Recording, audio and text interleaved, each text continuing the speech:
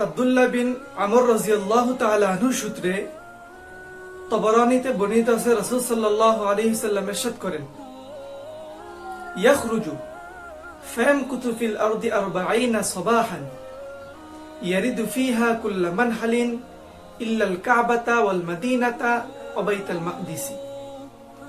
অর্থাৎ রাসূল সাল্লাল্লাহু আলাইহি ওয়াসাল্লাম ইরশাদ করেন দাজ্জাল আসবে, 40 দিন পৃথিবীতে অবস্থান করবে, আর এই সময়ের মাঝে সে পৃথিবীর প্রত্যেকটি ঘাট প্রত্যেকটি স্থানে পৌঁছে যাবে, তবে মক্কা মদিনা আর বাইতুল মাকদিসে যেতে পারবে না।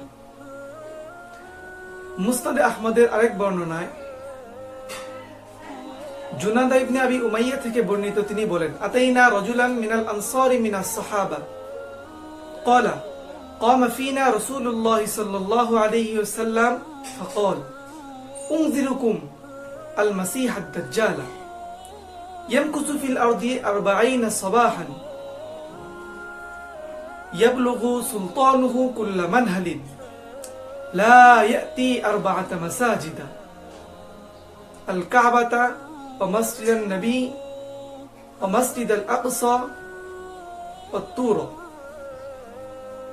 অর্থাৎ জুনাদা ইবনে আবি উমাইয়া বলেন যে আমি এক আনসারী সাহাবীর কাছে আসলাম, তখন তিনি বললেন যে রাসূল সাল্লাল্লাহু আলাইহি ওয়াসাল্লাম আমাদের কাছে একবার দাঁড়ালেন এবং বললেন আমি তোমাদেরকে মাসিহ দাজ্জাল সম্পর্কে সতর্ক করব।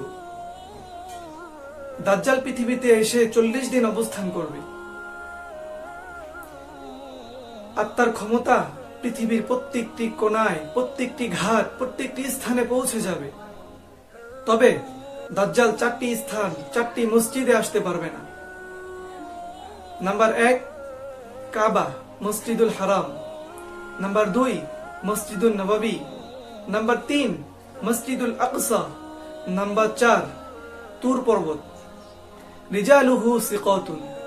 আর মুসনাদ আহমদে বর্ণিত হাদিসের বর্ণনাকারী প্রত্যেকেই হলো নির্ভরযোগ্য।